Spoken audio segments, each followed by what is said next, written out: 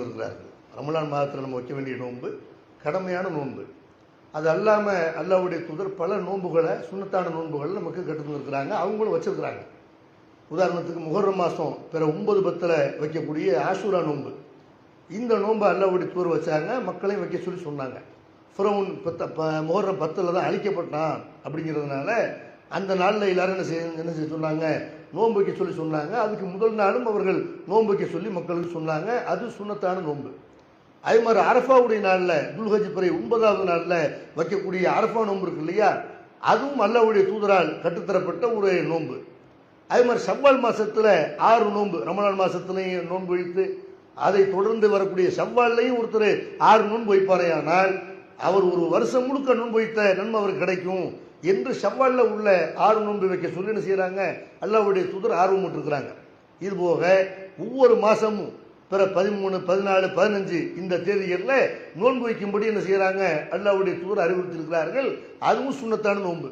அது மாதிரி திங்கட்கிழமை வியாழக்கிழமை வாரத்தில் 2 நாள் அல்லாஹ்வுடைய தூதர் நோன்பு வச்சிருக்கிறாங்க, அதுவும் சுன்னத்தான நோன்பு.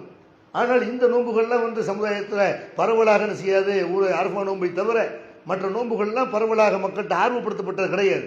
இது எல்லாமே சுன்னத்தான நோன்பு. ஆனால் மேராஜ் என்ற பெயரில் இன்றைக்கு இரவுக்கு என்ன செய்வாங்க, ஒரு நோன்பு வைப்பார்கள். இந்த நோன்பு ரசூலுல்லாஹ் வைக்கல. மேராஜுடைய நாளை இன்றைய இரவு கொண்டாடுறாங்கல்ல, ரஜப் பிறை 27 மேராஜ் நடந்துச்சு, அதுக்கு எந்த விதமான ஆதரவும் இல்லை. அல்லாஹ்வுடைய தூதர் பெருமானார் ஸல்லல்லாஹு அலைஹி வஸல்லம் மேராஜ் என்ற விண்ணுலக பயணத்தை மேற்கொண்டார்கள். ஜிப்ரீல் அலைஹிஸ்ஸலாம் அவங்களை கூட்டு போறாங்க, ரசூலுல்லாஹ்வை அல்லாஹ்வுடைய ஆர்டர் படி கூட்டு போறாங்க. ஒரு இரவுல மக்காவிலிருந்து பைத்துல் முகதஸுக்கு போய் அங்க நபிமார்களுக்கு தொழுகை நடத்திவிட்டு அதுக்கப்புறம் அவங்க வானத்திற்கு அழைத்து செல்லப்பட்டு அங்க நபிமார்களை பார்க்கிறார்கள், அல்லாஹ்விடத்தில் சந்தித்து பேசுகிறார்கள். அல்லாஹ் அவங்களுக்கு சில விஷயங்களை கடமையாக்குறான். காலையில் சுபுக்கு வந்துட்டாங்க. ஒரு இரவுல இந்த சம்பவம் நடந்தது, அது உண்மை. ஆனால் ரஜப் மாசத்தில் நடந்துச்சா, ரமலான்ல நடந்துச்சா, ஷாபான்ல நடந்துச்சா, எந்த மாசத்தில் நடந்துச்சு, எந்த பிறையில் நடந்தது என்பதற்கு எந்த விதமான ஒரு ஆதாரம் அல்லாஹ்வுடைய தூதர் சொல்லலை. அல்லாஹ்வுடைய தூதர் செய்யல, நான் ரஜப் 27 தான் போயிட்டு வந்தேன் அப்படின்னு சொல்லலை. அதனால இந்த நாளை பொய் என்று இருக்கும் பொழுது, ரஜப் பிறை 27 சொல்றத பொய்.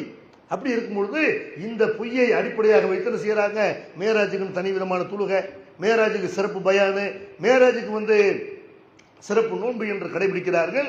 இது எதுவுமே நபிகள் நாயகம் ஸல்லல்லாஹு அலைஹி வஸல்லம் அவர்கள் காட்டித்தராத வணக்கங்கள். குல்லு பிதாத்தின் தலாலா வ குல்லு தலாலத்தின் ஃபின்னார். அல்லாஹ்வுடைய தூதர் சொல்றாங்க, புதிதாக மார்க்கத்தின் பெயரில் நீங்கள் உண்டாக்கக்கூடிய ஒவ்வொரு காரியமும் பிதத், அனாச்சாரம், ஒவ்வொரு அனாச்சாரமும் வழிகேட்டில் கொண்டு போய் உங்களை விட்டுரும், ஒவ்வொரு வழிகேடும் உங்களை நரகத்தில் கொண்டு போய் சேர்த்துரும் என்று அல்லாஹ்வுடைய தூதர் எச்சரிக்கை பண்றாங்க. அதனால இந்த மேராஜ் நோன்பு என்ற பிதத்தான நோன்பை நம்ம நோக்கக்கூடாது.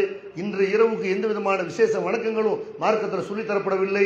இப்படி ஒரு இரவு லைலத்துல் கத்ர் என்று குர்ஆன்ல இருக்குது, லைலத்துல் ரஜப் என்று ஒரு இரவு குர்ஆன்ல ஹதீஸ்ல இல்லை. அதனால சுன்னத்தான நோன்புகளை கடைபிடிப்போம், இந்த மாதிரியான பிதத்துகளான நோன்பை விட்டொழிப்போம் என்று கூறி நிறைவு செய்கிறேன்.